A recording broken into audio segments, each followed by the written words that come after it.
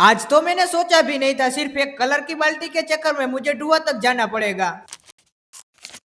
Hello guys, आज तो कुछ सीन ऐसा हुआ कि हितेश भाई का फोन आया और हितेश भाई ने बताया कि घर पे कलर काम चालू है और बच्चों ने खेल खेल में कलर की बाल्टी गिरा दी। तो इसी चक्कर में धुआं कलर की बाल्टी लेने के लिए निकलना पड़ा और खोडियार माता जी के मंदिर के सुंदर नजारा देखते देखते निकल पड़े धुआं। और भाई साहब, हितेश भाई को देखो। तू मेरे से प्यार करती है या नहीं करती, ये बता दे। नहीं।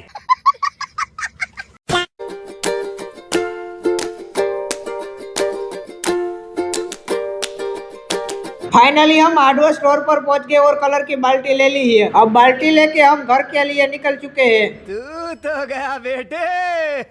फाइनली गाइस, अब हम कलर की बाल्टी लेकर घर पहुंच गए हैं। 2 hours later. कलर की बाल्टी घर पे उतार के और कंपनी जाने का वक्त हो गया था, इसलिए मैं कंपनी में आ गया हूँ। कंपनी में आके मैंने कंप्यूटर चालू कर लिया है। अगर आपको आज का व्लॉग पसंद आया है तो लाइक शेयर सब्सक्राइब और फॉलो जरूर कर देना। तो मिलते हैं नए एक धमाकेदार व्लॉग में, तब तक के लिए बाय बाय।